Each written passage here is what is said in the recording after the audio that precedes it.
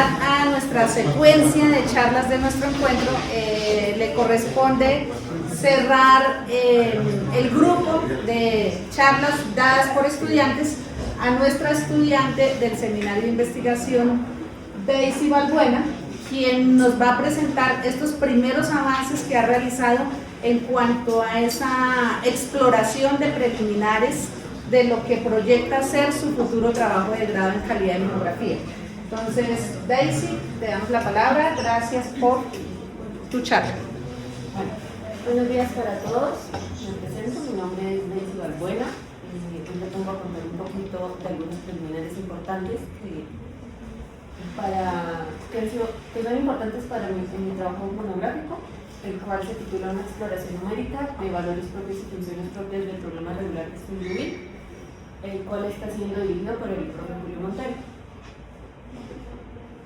Bueno, la charla se va a centrar en tres aspectos importantes, como tal en presentarles, como ya les mencioné, algunos preliminares, las limitaciones que hay dentro de esa teoría, que surge por la cual surge la necesidad de implementación de métodos numéricos, y pues como tal, lo que yo quiero hacer en mi trabajo en monografía. Bueno, pues a mediados del siglo XIX, los matemáticos franceses Charles Sturm y Joseph Liouville desarrollaron una teoría la cual es bastante importante para la matemática aplicada, especialmente en la física, ya que esta permite modelar y comprender algunos fenómenos físicos, como es el análisis de vibraciones en fuentes y edificaciones, entre otros.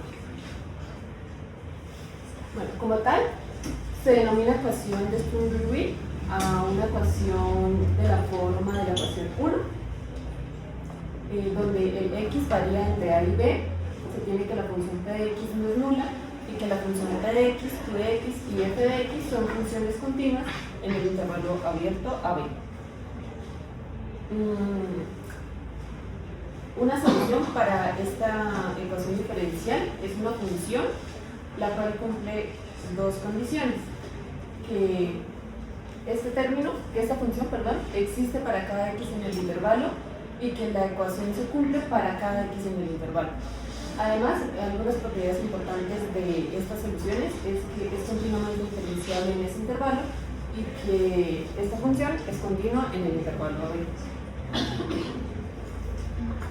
Bueno, esta ecuación se dice ser regular. Básicamente se cumplen las mismas condiciones, tan solo que en la regularidad se da que la función p de x, q de x y f de x son continuas pero en el intervalo cerrado, es decir, ya se incluye la continuidad en los valores de frontera.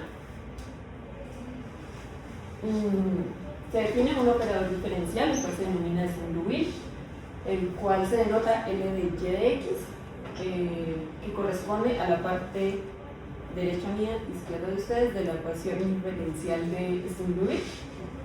Y se dice que este es regular en el intervalo cerrado si nuevamente la función p de x no es nula en ese intervalo y que las funciones p de x y q de x son continuas en el intervalo cerrado. Bueno, como tal, en mi trabajo monográfico lo que yo voy a estudiar son los problemas de valores propios de String-Liouville regulares. Entonces, como tal, un problema de valores propios se define de esta forma, donde pues tenemos una ecuación de String-Liouville y unas condiciones de frontera, donde alfa, beta, gamma y delta son números reales. Entonces decimos que un valor propio a esa ecuación es un escalar lambda complejo, para el cual existe una función en el espacio de funciones dos veces continuamente diferenciables en el intervalo cerrado AB, que es no nula y que hace que se satisfaga la ecuación diferencial y las condiciones de frontera. Y de manera similar, una función propia del problema de String-Liouville es una función que pertenece al espacio de funciones dos veces continuamente diferenciables en el intervalo cerrado AB, no nula, que satisface la ecuación diferencial para un valor propio y las condiciones de frontera. Es decir, por cada valor propio hay una función propia asociada. Para entender un poquito mejor esta teoría de funciones propias y valores propios y como tal del problema de valores propios de su GUI, pues les voy a presentar un ejemplo el cual cuenta con solución analítica conocida, el cual nos dice que consideremos una cuerda de longitud L, la cual está fija en ambos extremos. Entonces se dice que las vibraciones de la cuerda se describen por el siguiente problema de String-Liouville. En este caso, Y' representa la curvatura de la cuerda, Y representa el desplazamiento vertical de la posición X en la cuerda y lambda es la frecuencia de la vibración de la cuerda. Y pues las condiciones iniciales, como en el caso general, se tiene que el X varía entre un A y un B, entonces en este caso se tiene que nuestro A es el 0, entonces Y de 0 es igual a 0, y nuestro B en este caso es L, entonces Y de L es igual a 0.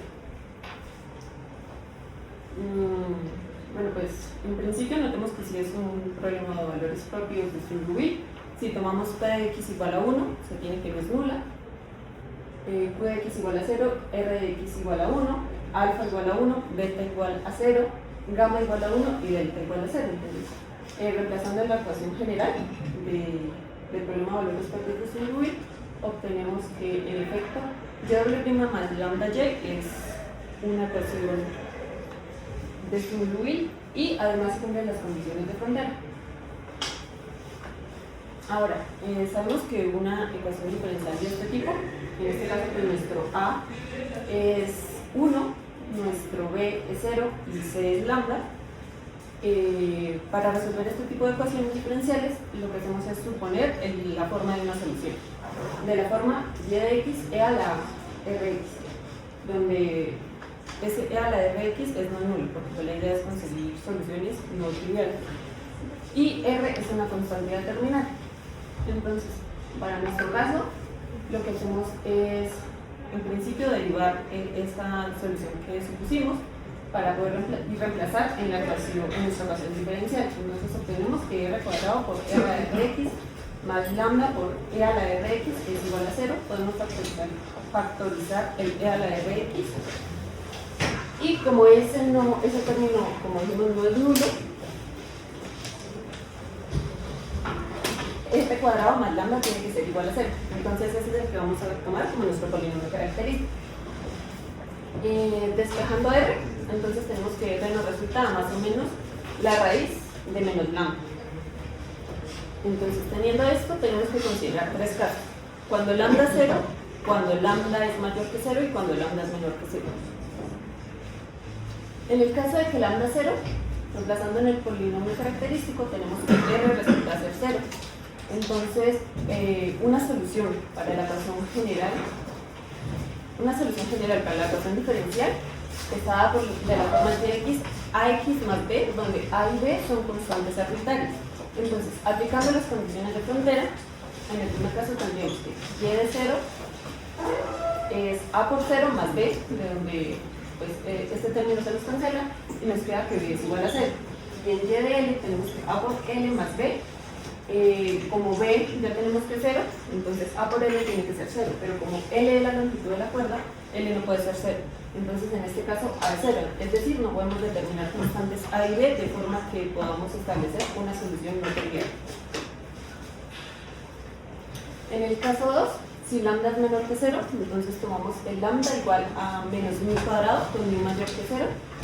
Nuevamente reemplazamos en el polinomio característico, despejamos y obtenemos que r es más o menos mu.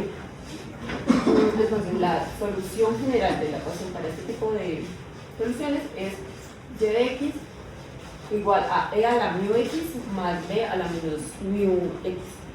Nuevamente a y b son constantes arbitrarias y le aplicamos a esta solución las condiciones de frontera. Entonces en y de 0 obtenemos que a más b es igual a 0. Entonces si pérdida de generalidad, tomamos que b es igual a menos a y reemplazamos en y de l. Entonces para que nos quede todo en términos de a, entonces como tenemos que b es menos a, nos podemos factorizar el a y nuevamente como este término no puede ser 0, tenemos que a tiene que ser 0 y si a es 0, b es 0. Entonces nuevamente no podemos establecer constantes A y B de tal forma que la solución sea no trivial. Y por último, si el lambda es mayor que 0, tomamos el lambda como un k cuadrado, un k mayor que 0, reemplazamos en el polinomio característico y como el polinomio característico era que r cuadrado era igual a menos lambda, entonces nos queda que r cuadrado es igual a menos k cuadrado.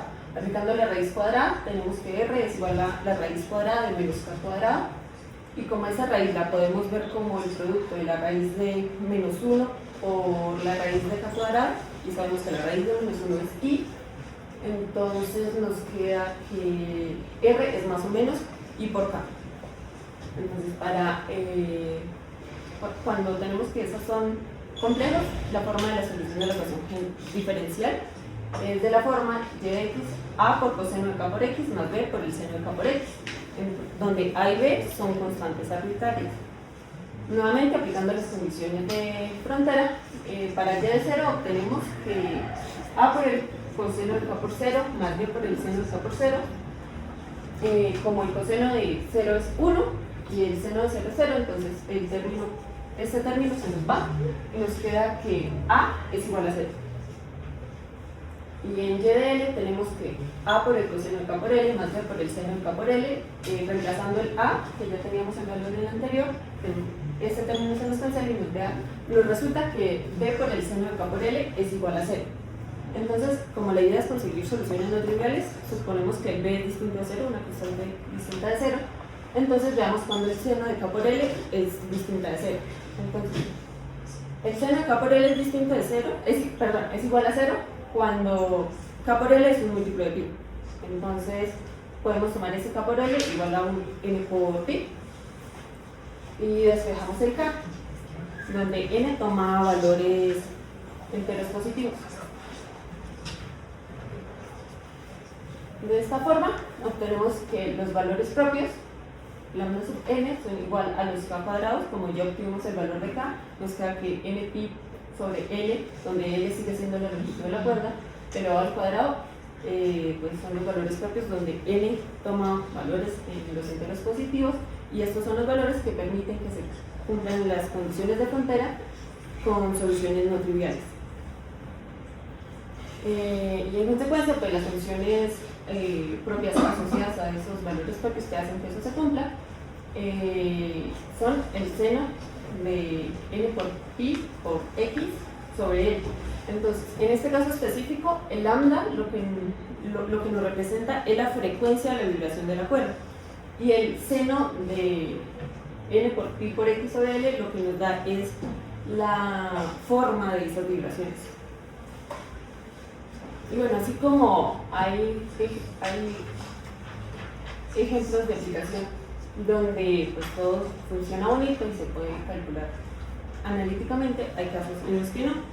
Por ejemplo, que es nuevamente, en este caso consideramos una cuerda no homogénea de longitud L igual a 1, la cual siempre lo fijan ambos extremos, la cual tiene densidad variable sometida a un potencial externo. Entonces la vibración de la cuerda está descrita ahora por este problema de valores iniciales, de valores propios de su ruido. En este caso, pues, esta ecuación no se puede resolver analíticamente. Una de las razones es porque los coeficientes no son constantes, entonces evita suponer soluciones.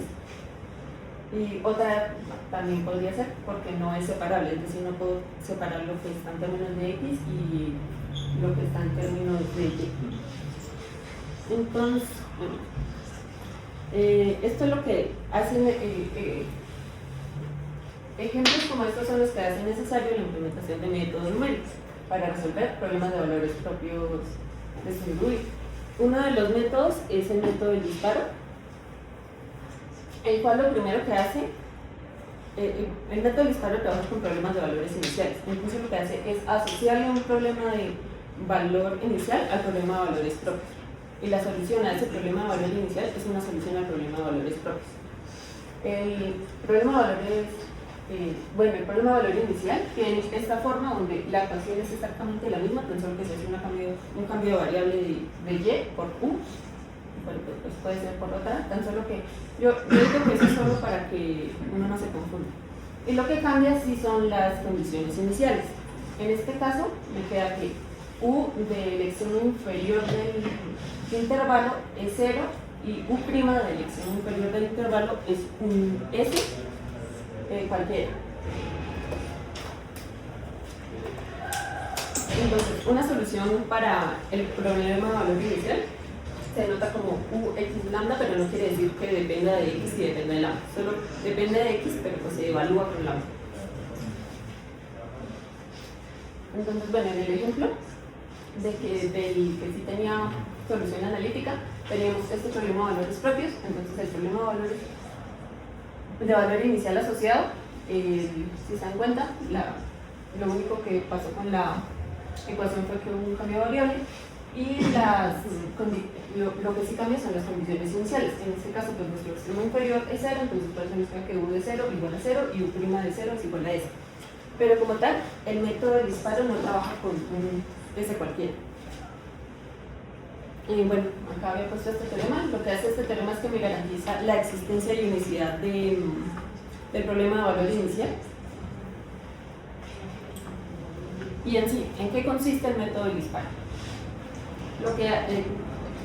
Iniciamos que es un método numérico, el cual permite estimar valores propios y funciones propias del problema de valores propios de su Lewis, pero trabaja con el problema de valor inicial. Entonces lo que hace es, él supone un lambda sub 0, un valor aproximado del valor propio.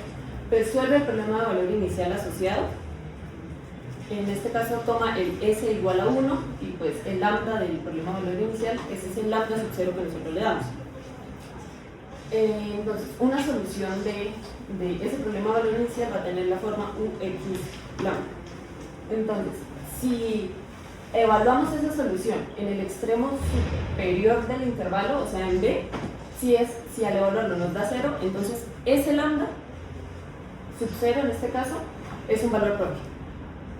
Pero si eso no se tiene, lo que se hace es tomar esa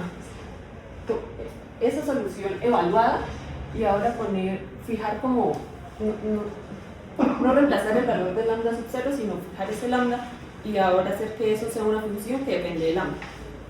Un ejemplo para que me entiendan, supongamos que la solución es, qué sé yo, x más lambda 0. Entonces si lo evaluamos en B, eso me queda B más lambda 0.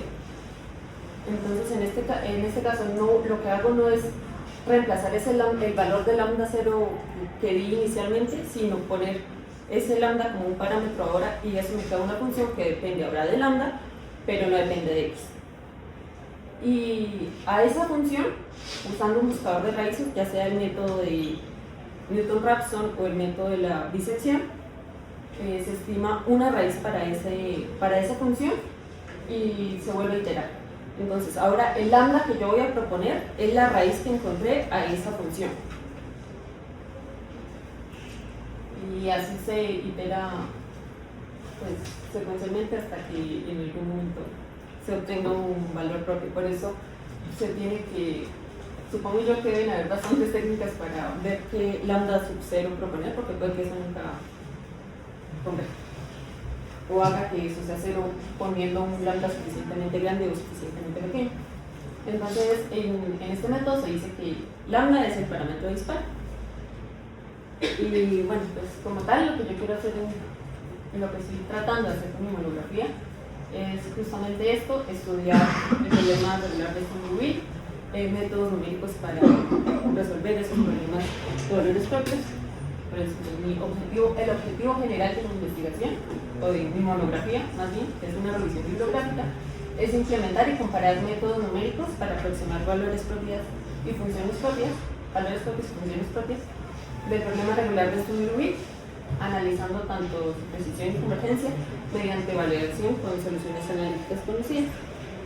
Y pues, mis objetivos específicos, uno es establecer el marco teórico del problema regular de Lewis, incluyendo condiciones de existencia, unicidad, de las soluciones y propiedades espectrales relevantes para la implementación nuevamente. Esto de propiedades espectrales hace referencia como a las características de los valores propios y funciones propias. Entonces, pues, La meta es como implementar y validar al menos 2 métodos numéricos para aproximar valores propios y funciones propias, utilizando nuevamente los casos de prueba con soluciones analíticas conocidas. Y pues en sí es apropiar y fortalecer mis bases en resultados de simulación multidimensionales ordinarias y en análisis matemático. Estas son algunas referencias. En sí, yo me estoy basando más que todo en este libro, en el Turing Problems, en el capítulo 7, aunque en este solo manejan el método del disparo, justamente. Y pues este ayuda a entender un poquito mejor el método numérico, debido a que este libro es bastante abstracto y no da ni ejemplos, ni ejercicios, sino solo la teoría. Entonces es como que hay que recurrir a los métodos.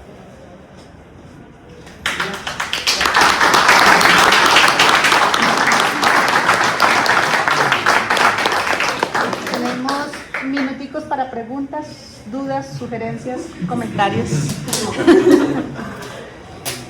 Una sugerencia, un libro donde tú encuentras ejercicios más sencillos como para entender mejor. Este es el libro de Yehuda. ¿Lo has leído? No, pero sí lo tengo. El Yehuda tiene sobre todo ejercicios prácticos y aplicaciones directas a la física muy bonitas, donde se hace, claro, en problemas que se puedan resolver analíticamente.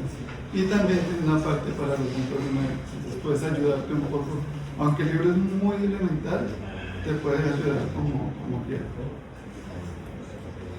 Otra pregunta, ¿por qué se llama método del disparo?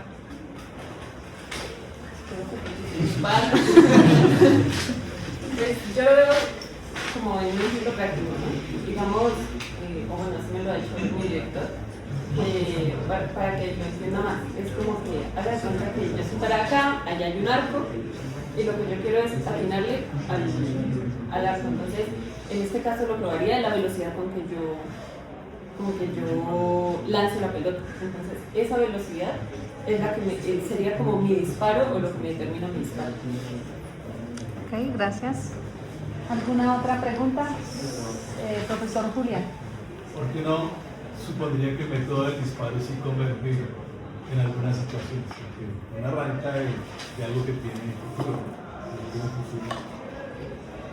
¿Cuál sería la razón más sencilla que uno encontraría? ¿Es razonable pensar que para algunas situaciones sí se aproxima, o es un método de aproximación? ¿Cómo así? Sí, si yo aplico una metodología, ¿cuál es la razón principal para saber que eso puede tener éxito en algún momento?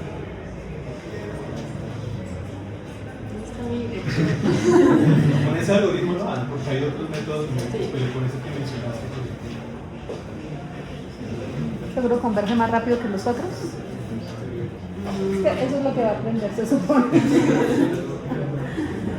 O sea, por ejemplo, eso me parece más interesante que el cálculo que hiciste ahora rato analítico, porque pues eso es un ejercicio de cálculo que se puede hacer en cualquier clase de pregrado. Entonces, tú coges un método numérico y por lo menos que exhibas un ejemplo particular donde funcione, ahí te das cuenta que hay detrás de ese método numérico que uno diga, me la juego por este método. Es que no hice el hecho de, no quise hacerlo directamente aplicando el método de disparo, porque el problema de valor inicial se resuelve, por ejemplo, utilizando el método de ejecuta, el cual no he estudiado.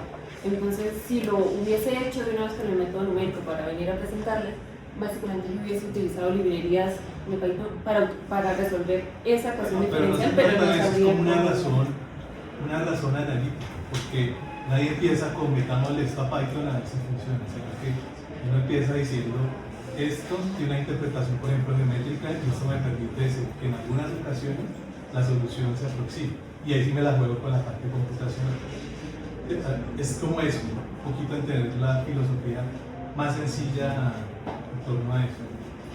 Con un caso particular, por ejemplo, tú tomas la misma que tenía solución analítica y le aplicas esto sin saber que tenga una solución analítica. ¿Qué pasaría? Te das cuenta un poco qué cosas funcionan ahí. Jugar con eso te da una idea más intuitiva de las cosas. Listo, muchas gracias. ¿Alguna otra pregunta? Acá. Profesor Álvaro. Bueno, conste que no es una pregunta para cortar. No,